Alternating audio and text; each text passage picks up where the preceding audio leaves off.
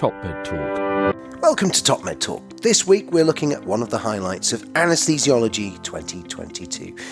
Here on TopMedTalk, Desiree, Chappell and Monty Mythen got into a conversation with Bernd Saugel, Professor and Vice Chair of the Department of Anesthesiology, Centre of Anesthesiology and Intensive Care Medicine at the University Medical Center in Germany. Have a listen to this conversation and don't forget to refer to the show notes of this podcast for more detail on some of the studies and, of course, previous appearances by our guest. Dr. Bernd Saugel. Bernd, tell us just a little bit more about yourself. Yeah, my name is Bernd Saugel. I'm a professor of anesthesiology and the vice chair of the Department of Anesthesiology at the University Medical Center in Hamburg in Germany. And my research focus is on perioperative hemodynamic optimization and specifically blood pressure monitoring and optimization. Fantastic. Well, thank you so much for sitting down with us again. Last time we chatted, we were at ESA, the European Society of Anesthesiologists. That is correct, yeah. Just before we kind of get into the major details of the DETECT study, which is what we're going to talk about today, let's just dive a little bit more into your areas of interest and some of the work that, in general, that you've been doing.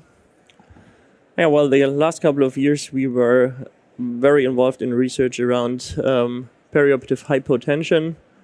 And next to that, we are very interested in how to optimize not only blood pressure, but also other hemodynamic variables, especially cardiac output, of course. So we not only focus on optimizing perfusion pressure and blood pressure, but we also focus on optimizing cardiac output. We are, doing observational research. We are doing interventional trials, and we will today discuss a trial on blood pressure monitoring. I guess the last time we were discussing a large trial that we are about to start where we individualize blood pressure targets. That is going well. A lot of administrative work at the moment, getting all the centers on board, getting all the contracting done. But we will recruit the first patient in the next couple of weeks. A very challenging, some people thought impossible to do trial. So tell us what you were trying to deliver. Yeah, we are doing a 1,200 patient trial testing the hypothesis that individualizing blood pressure intraoperatively improves postoperative outcomes compared to routine blood pressure management. So we will do an overnight blood pressure monitoring the days before surgery. So we will measure blood pressure during the nighttime. When at home? At home or in the hospital. Okay. That is, both is allowed. So we will record blood pressure like every 30 minutes at the nighttime. Then we will take the mean nighttime mean arterial pressure as the intraoperative target. The nighttime one was the key component of it. Absolutely. Tell us a bit more about, because I remember you talking about dippers and non-dippers. Yeah. I've been a bit obsessed with that since, because Very my good. blood pressure's up a little bit, and I think, So you should do a 24-hour measurement and check whether you are a dipper. This is an important cardiovascular measure. It is basically, if you look at blood pressure over 24 hours, you have a daytime and you have a nighttime, and during nighttime, during physiologic sleep, your blood pressure should drop substantially by at least 10 or 15%. And this is something that is a physiologic good sign. It is especially problematic if you are chronically hypertensive and you don't dip at night. So non-dipping is a known risk factor for cardiovascular complications. We think that the nighttime mean arterial pressure is a reasonable target when we try to individualize our blood pressure target, because, of course, physiologic sleep is not the same as general anesthesia, but still people usually don't wake up in the morning with acute kidney injury. So the individual lower intervention threshold may be relatively well reflected by mean nighttime pressure. And if you want to listen to the fuller details of that from the previous podcast, that was thought to be undeliverable, but you managed it. Yeah, we've done those measurements in almost 1,000 patients now in different pilot trials. First of all, it is manageable from at our end, and patients also don't report like loss of sleep or anything like that. No, absolutely not. Well, it's an established way to assess blood pressure, and it's obviously the gold standard in cardiology if you want to diagnose chronic hypertension. I mean, you lie there initially thinking it's going to keep you awake, and then you fall asleep, and it doesn't wake you up. Yeah, and I've done it myself, and everybody in our group is doing it from time to time, just that we know what we do to our patients. Patients really appreciate it because they understand the concept. They understand that we are really looking at their individual physiology, and they totally understand that it's necessary to measure all night. And we have hardly any people dropping out because they just stop the measurement. And then that's going to be your, as opposed to using a map of 65 millimeters of mercury or a systolic of whatever you choose, 100. Yeah, we will choose mean arterial pressure. Yeah, okay. So and then a diversion from or fall from baseline. Yes, there are other. In all the pilot trials and studies we did, we see that there is a substantial difference between what most, especially older people, have during the nighttime and 65. Otherwise, it wouldn't make any sense to those two targets in the trial. But we are quite confident that we will have a substantial difference between in the blood pressure target between the groups, and our routine management group. In those patients, we will target or we will maintain blood pressure above 65 mean arterial pressure, and in the individualized group, we will maintain mean arterial pressure above the mean nighttime mean arterial pressure. Just above it, so not a percentage above, like. To maintain it above, just above it, and it's there is no specific treatment algorithm, so it's in this aspect it's a relatively pragmatic trial. But I need to acknowledge, of course, that the baseline measurement is something that is labor intensive, but absolutely manageable in clinical practice. So new paper coming out? Being under review at the moment, okay. And being kind of a follow-up idea of the AWAKE trial that we published a couple of weeks ago in the British Journal of Anesthesia. So in that trial, we randomized patients to unblinded intra-arterial monitoring with an arterial catheter during the induction of anesthesia, or to blinded intra-arterial measurements, so basically measurements with an upper arm cuff, to test the hypothesis whether continuous intra-arterial blood pressure monitoring reduces the amount of hypotension compared to intermittent measurements during the induction of anesthesia. And in that paper, we showed that you substantially reduce the amount of hypotension when you measure blood pressure continuously during induction. So A-line in before induction. Now, if you're a cardiothoracic anesthesiologist, that's every day of the normal week. Practice. It's not very painful. Absolutely. It's local anesthetic, it's fine. I've had A-lines myself. Yeah. And one often ends up wondering why that hasn't crept into all practice, because if you do cardiothoracics, it's just every day of the week. Absolutely. So it's the same here, but there's some reluctance among us anesthesiologists to do it in non-cardiac surgery patients, and I don't understand why. And this is so the conclusion of that paper, because we substantially reduced the amount of hypertension with an arterial catheter inserted before induction compared to only after induction. We concluded that if you decide that there's an indication for an arterial catheter, that you then should insert it before induction of general anesthesia. And Desiree, I'm guessing it's around the world, the non-cardiac bit is fairly common. Yeah. In other words, much more common practice in non-cardiac would be to put the patient off to sleep. That's what I was just going to ask. Yeah, and then wait for the surge in blood pressure that happens when you intubate. We shouldn't be sorry, folks, who aren't in our game, and use that surge in blood pressure to mean that's a great time to put the A-line in, because there's a nice pulse then. Until there's the dip from induction if you haven't gotten it in soon enough. But yes. So we're recognizing in that it's a roller coaster. It is, absolutely. Normally. And why wouldn't we keep it, in the beginning, steady? So what did you find? I'm guessing. Well, and in induction of anesthesia is kind of a scheduled event. Event. When the patient will be hypotensive, and therefore it's kind of strange to wait with putting the optimal monitoring device in just after induction. So, this was the AWAKE trial. But of course, after the AWAKE trial, people keep asking me, okay, what do I do in patients who are not monitored with an arterial catheter? And we all know that most of the patients having surgery don't have an arterial catheter. And therefore we came up with the idea for the DETECT trial. And the DETECT trial tests the hypothesis that continuous blood pressure monitoring during the induction of anesthesia and during surgery reduces hypotension compared to intermittent monitoring with an oscillometric upper arm cuff. And for continuous monitoring in this study, we used finger sensor device and compared it to the upper arm cuff. I know just anecdotally that many people who've been exposed to the opportunity to do the finger cuff blood pressure measurements have automatically chosen to take that into, for example, their emergency theatres, where they say, this is a great population to put this on before induction of anaesthesia, because these patients are often very unstable, overtly very unstable, possibly even to the point of cardiac arrest, post-induction of anaesthesia. So it's following that through to look at it systematically. It's doing it you did it in an RCT, basically. Yes, it's a 242 patient randomized control trial, and we randomized patients just before the induction of anesthesia to unblinded continuous finger cuff monitoring, or to blinded continuous finger cuff monitoring and blinded finger cuff monitoring basically then meant, of course, that anesthesiologists were looking at intermittent upper arm cuff measurements. And well, we tested two hierarchical primary endpoints. So the first primary endpoint was the area under a blood pressure threshold of 65 during the induction. And then during surgery, we looked at the time-weighted average mean arterial pressure. And this was a second primary endpoint. So the first part of the trial looked at the induction period, and we defined this as the first 15 minutes after the first anesthetic drug went in. And then in the second part of the trial, we just kept the finger cuff on the patient's finger, and we followed the patients through the complete surgery.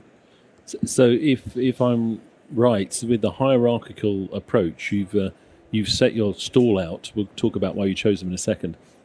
To say that if you set your alpha, your significance level at 0.05, if you hit the first one, you can look at the second one without adjusting. Is that correct? So that you can go down correct. the hierarchy if you state it in advance.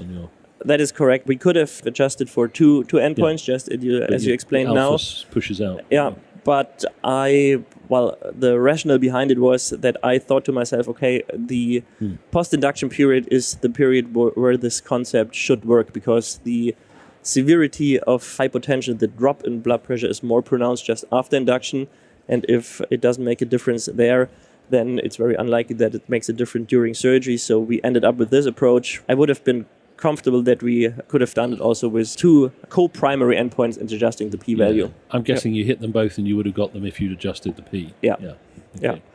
That's so they ding. I'm trying to follow along on this. Yeah, we may discuss a little bit why we chose those endpoints. Yeah. You know, it's very hard to quantify hypotension, and there are two quite unintuitive measures that are very important. So this is the area under blood pressure threshold. So this looks at the severity of hypotension and the duration of hypotension.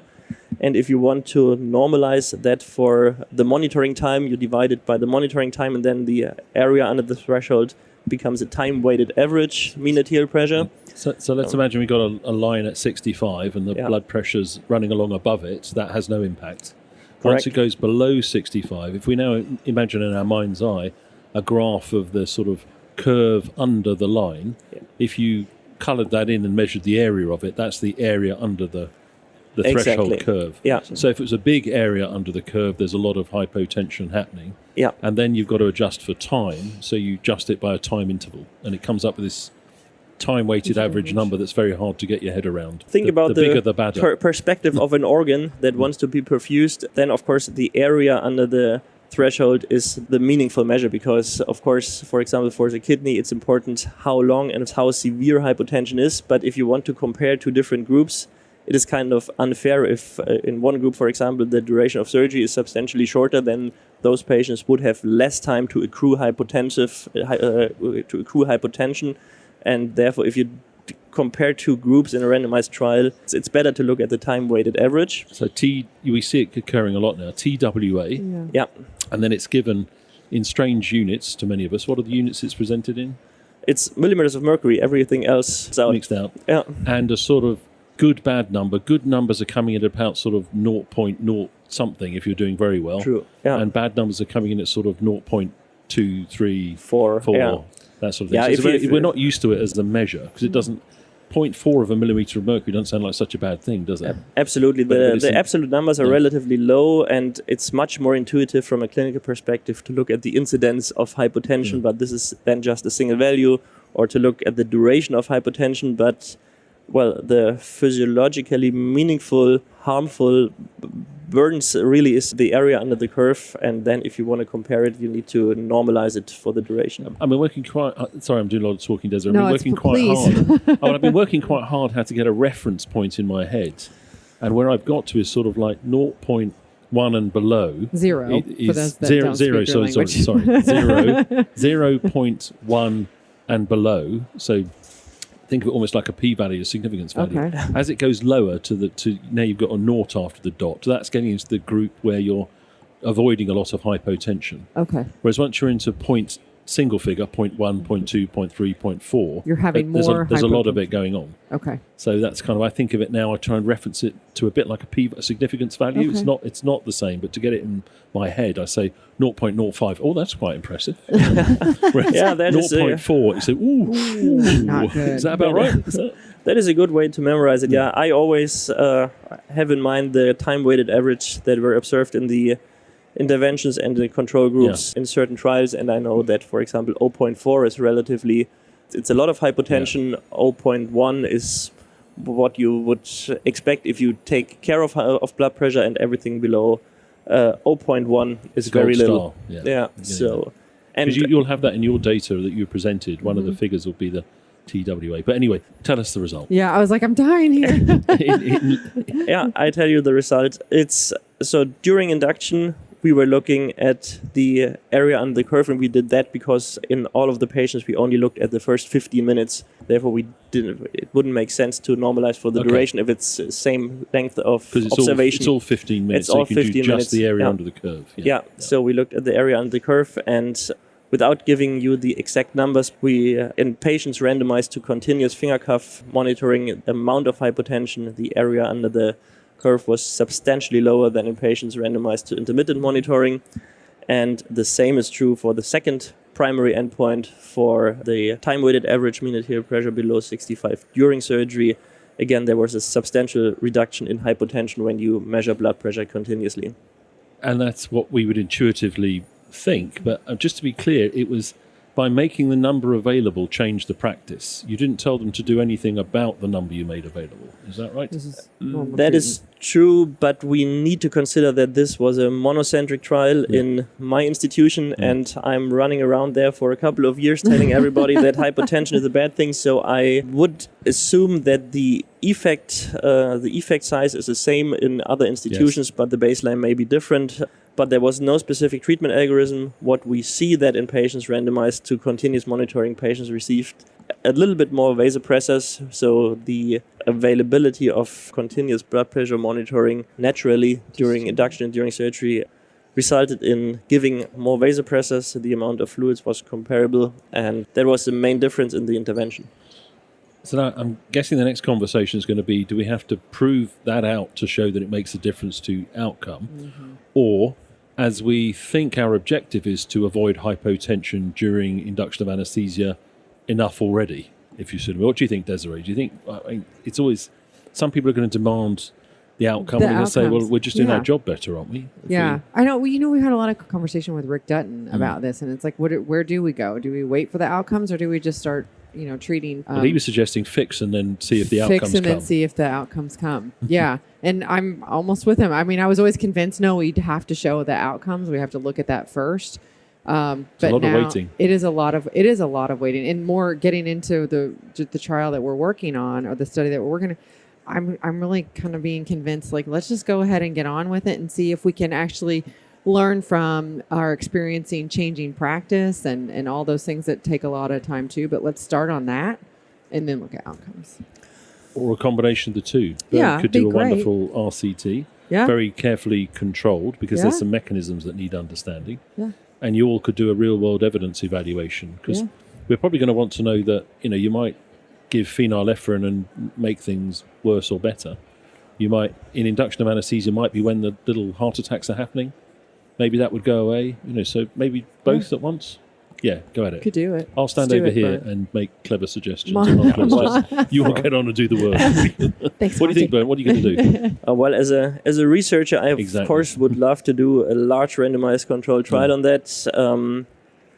I need to acknowledge, though, that when we talk about this patient population, patients who are monitored with a finger cuff, those are not particularly high-risk patients, so the incidence of postoperative complications is then lower than when looking at high-risk populations. Considering then the association of hypotension and postoperative outcomes, and that postoperative outcomes, there are multiple factors contributing to postoperative outcome, we would really need a lot of patients. So what about, even though it's probably not possibly going to be economically viable as a trial, if you chose the high-risk patients that are going to get an A-line, and you bridge them with the finger cuff, so you could do the mechanistic bit and say, I'm going to randomise to a high-risk group that's getting an A-line, non-cardiac, to finger cuff, no finger cuff, and then they both get A-lines.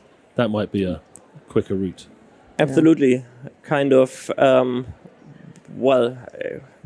contradicts what we did in the Awake trial when we now concluded and we now recommend to put in the A-line before anesthetic induction. Tricky, but people are going to do that, you know. From a methodological perspective, that's a brilliant idea. Yeah, because I don't think you'd find problems. Maybe your centre's changed, but I don't think you'd find trouble, Desiree, finding people who want to put the alien line in afterwards. No, that's current standard of care. Practice. I don't think it's even equipoise. I think there's anyway. Yeah.